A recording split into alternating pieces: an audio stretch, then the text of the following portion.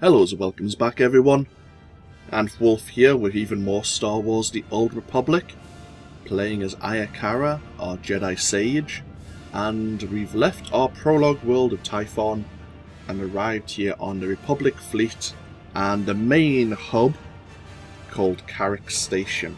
Of course, the Republic fleet is made up of not just Carrick Station but also the Telos and the Gav Daragon, and various other capital ships that make up the fleet itself. And other ships do appear, or are here, when events do occur, but you don't really visit them. They're more for just the lore, really. But, as I mentioned in the last video, we're going to spend a little bit of time just running around Carrick Station and just do a little bit of exploration and explanation of what I'll be doing if and when I'm on this station, and pointing out various places we may be visiting regularly, just so I don't have to explain it again. But a couple of things to note before we start this video. You may notice my voice is a bit rough. I apologise. I've started to come down with a cold. I think it's been passed to me, and I've got a soreness at the back of my throat. It's not amazing, and hopefully it gets better before it gets any worse. We don't know, but I'll try and handle it. So the next few videos I shouldn't really record, but I'm in the mood to, so we'll just have to bear with it. Right, let's have a look. Another note is we're not getting the 250% experience that we were before. The event has ended. I'm now recording this, I think, on the 19th of May. I've had a week off. I've been playing another game which I've just completed, which is why we're back here now with the Jedi Consular storyline and its story arcs.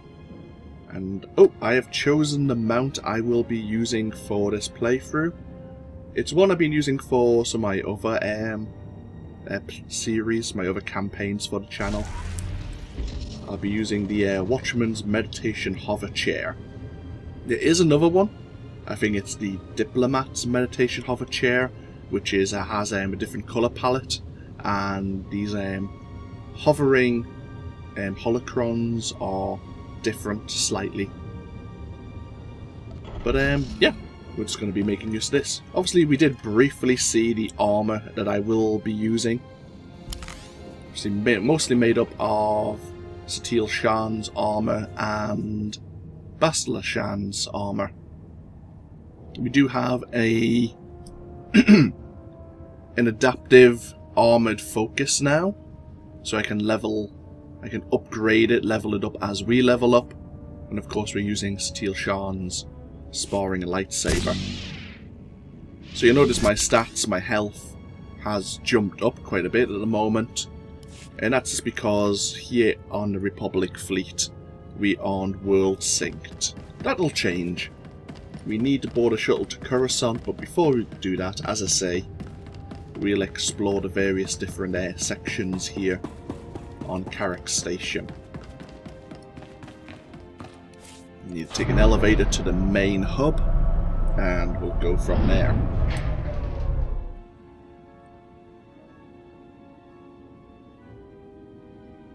Okay. So it used to be, back in the day, step to one side. Once you wouldn't have chosen your advanced class, and you'd hopefully be level 10 by the time you left Typhon or Ord Mantell. Ord Mantell, of course, you were playing as a trooper or a smuggler. And there would be 4 individuals waiting for you. 2 Jedi, obviously your military officer, and a fellow smuggler, I imagine. And they would ask you to head over to... Oop, bump. Come on. Thank you. So I'm starting here. They'd ask you to head over to combat training and speak to an individual for your class, and they would explain the different advanced classes, what they're good for. And you'd have each a little cubbyhole for your class, of course. Jedi Knight, Jedi Consular, you have the Trooper and the Smuggler. There's a 5th cubbyhole down here, and that's if you wish to change your discipline path for any reason. There is an unlockable in your legacy, so you can change your discipline path on the fly, but if not, there's an NPC down in the bottom corner who will do it for a cost. If you're a subscriber, I don't think it costs anything.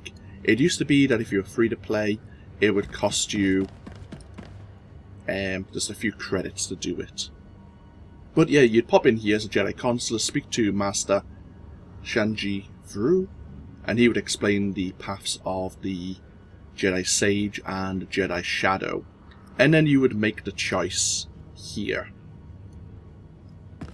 Obviously, we have a Consular Trainer. I don't think we have any new skills to learn. There is much to learn if you know where to look. Sometimes you'll see deselect, like a little green plus just underneath the class trainer. They indicate they have something new to teach you. Back in the day as well, you notice we had a project here at level 1, and if you see the tooltip, it's now rank 26 and it's dealing more damage. It used to be the case that you'd come to these trainers and you'd actually have to buy like level upgrades for these skills. And it wasn't every level, it was set every 5 or 10 levels, and they would just jump up in damage. But now these skills all level up with you and increase in effectiveness every level that you level up, of course. In the combat training section, there's of course a terminal for PvP, giving you weekly and daily missions to involve yourself in war zones if that's your thing, where you can basically ignore the main storyline. If you just want to do pure PvP, you can do so. There are a variety of war zones, and there is a new thing. Well, I say new. It's been around for a while. You have the Galactic Starfighter, which is a PvP in space. I am not very good at it, but some people are. I tried it once. I forgot what class I was trying it as when it first came out, but yeah. You have a terminal here, priority missions, telling you about Group Finder, which I don't think we'll ever be using. Again, an introduction to war zones, and crafting trainers. This one's important for us anyway. The Republic needs the cooperation of all its citizens to help with the war effort. Any citizen that wishes to help can learn special skills. You can learn to gather raw materials for crafting, help to craft new modifications for weapons or armor, or even send your companions on missions for rewards. Locate your nearest crafting, gathering, or mission trainer today, and help the Republic win the war. And we get some experience. Sure. So, this is a thing for your companions. At least for my companions. I won't be really making too much use of it, apart from some of the benefits it gives you. So this is the Strongholds and Crew Skills section. Again, like the Galactic Starfighter, Strongholds is something that was added to the game, kind of like in-game housing. You'll sometimes get items that increase your prestige, and you can decorate your houses on various worlds however you like them.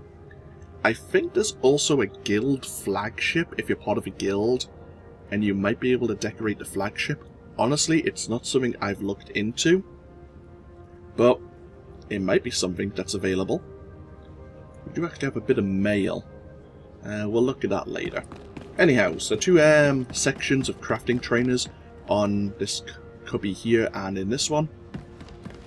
This is mostly the mission and gathering trainers.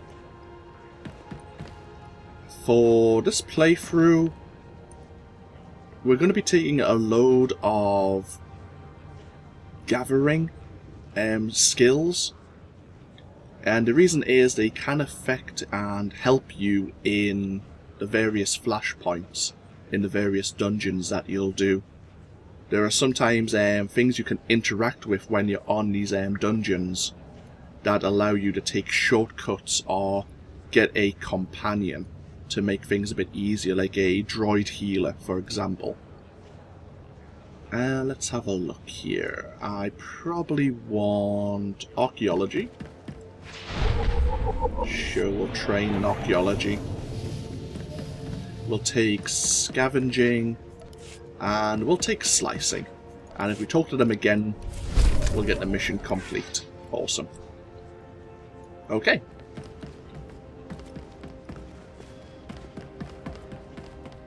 And then over here, you can interact with all of them and get a little bit of experience if you want. I'm not really too fussy.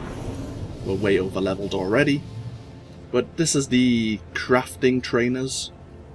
And normally you would gather the materials using some of the gathering trainers, or buy the materials you need from the auction house or galactic trade network. And then you would use the skills, if you had the right crafting trainer, to build whatever you wanted to build, if you had the right skill for it. Similar to the companions and contacts tree, you can only have 3 crew skills at once. You can level them up. I think that might be important for crafting, and obviously some of the missions that you get. But for the sake of what we're going to be doing in flashpoints, it used to be that you'd have to have a certain level, say in archaeology, to read a ancient tablet and learn its secrets and give your entire party a buff. But now, as long as you have level 1, you can interact with that tablet, whereas you used to need a skill of 85, for example. I thought it was a bug when it was introduced in Knights of the Fallen Empire, but it hasn't changed in a good year and a half, so I guess that's how it's meant to be. But yeah, those 3 skills, like bioanalysis also would give us some benefits, but those are the 3 that I tend to always take. I mean, when we're on various worlds, there are things we can interact with, like there are locked safes that we can open up and get credit boxes. We could get precious metals and gems, but we're not going to need them, and the real benefit would be to sell them, so I'm not too worried. We have the Cartel Bazaar to the north here, taking this elevator. It's a place where there's another storage locker. There's a auction house up there. If you want to change your your appearance, not your companions, your actual appearance, you can for a certain amount of cartel coins. So if you want to change your race, you can't change your gender. Once you've locked that in, it's kind of story specific, but you can change your race. This section is, let me have a look, the Galactic Trade Market. Right. This is where the auction houses tend to be. So if you want to find a certain bit of armor, like for example our lightsaber has a tuning slot. So if I look for item modifications tuning,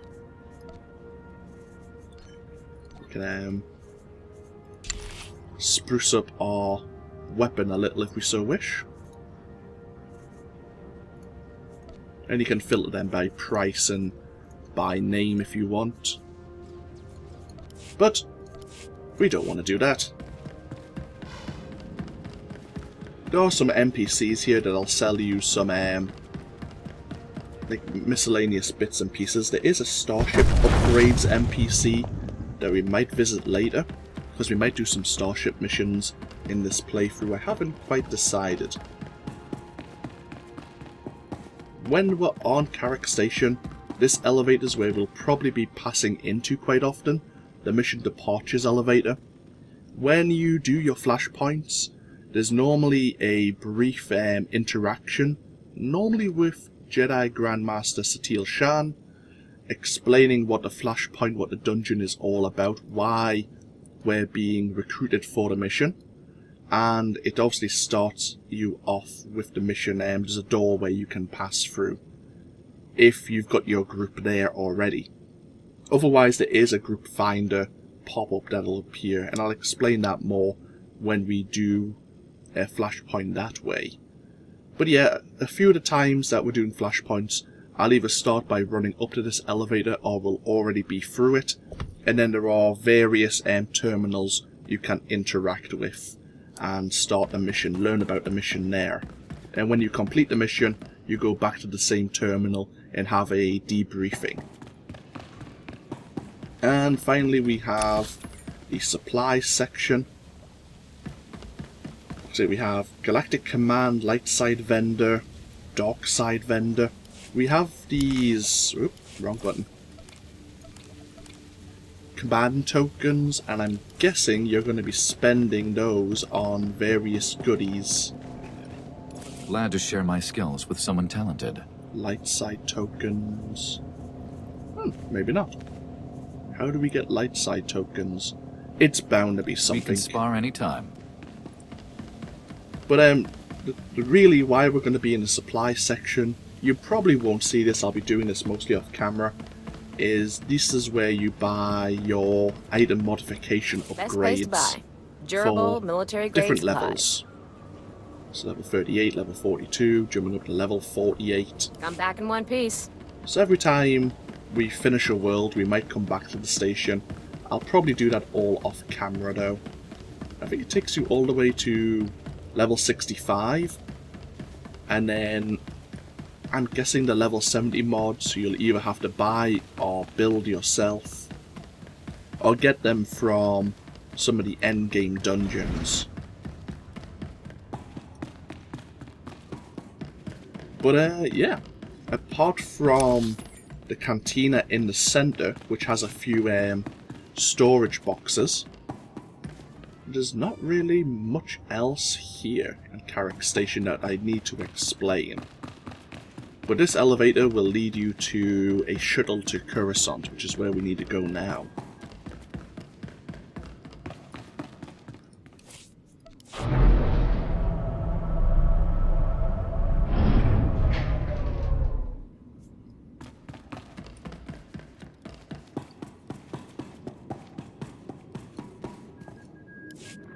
Naya nugan, jinim naya lak umnan mege.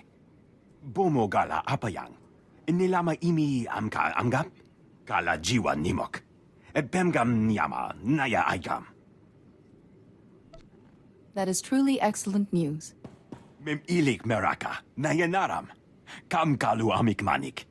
Manala yang perlu, amka kalami naya kira nubua. Okay. So there is a small, comfortable direct shuttle to Coruscant. Or alternatively, you can start the Galactic Republic's very first flashpoint, known as the SLEs here. We're going to be doing the story mode flashpoint when we don't need to have an active party. You'll be, obviously, yourself, you'll have Quaizen with you. And since we're doing it solo, we have this combat support droid who acts as a tank and damage dealer to give you a third party member. So, we're going to end this video here. Do I need to sell anything? No. Good. Okay. So we'll end this video here. When we come back, we will do our very first flashpoint. The SLEs tends to be reasonably long, probably one of the longest flashpoints you do. I've never done much of the raids later on to find out the length of those, but I imagine they're reasonably long as well. But yeah, the SLEs was indicated by the support officer here, the transport officer, that it would be going or potentially going through dangerous space. So he kind of warns you that if you want to avoid any trouble, take the direct shuttle. But it's good for experience that we don't really need. It's good to get your teeth into working as a group, because up until Knights of the Fallen Empire, you didn't have this combat support droid, so you'd at least have to go into the S-list with one more person. Unless you were seriously over-leveled before they introduced level syncing. But let's see what this mail is all about. We have one bit of mail. I could find a mailbox, but I do have a mail droid here. That's from Nayland Rallock. I don't know how to begin this, but you could have finished me off and you didn't. That deserves something. I'm still healing up. That feint of yours isn't bad. If you keep your elbow in, it might work better. But I'll be back on my feet soon. Bashen and First Matriarch Kalovish came from the village to see me. They brought the first ripe candleberries of the season. Seems like forever since I tasted any food. Seems like I'm waking up from a bad dream. I'm still the same person who did those things. I haven't made sense of everything yet, but I'm alive and sane, so thank you. And he sent us some credits. Sometimes you will get messages like this from various people you help, or maybe don't help depending on your actions, and they might give you items or credits and let you know how they're doing. But yeah, good. Okay, so we'll end this video here. And as I say, when we come back, we'll do the Esselly's flashpoint, and we'll see how that goes. With our AoEs, it's probably going to be a breeze. But you never know. Things may occur. Hilarity may ensue. Maybe. This has been AnthWolf, though, playing Star Wars The Old Republic, and I'll see you all for more next time. Till then, though, bye-bye now.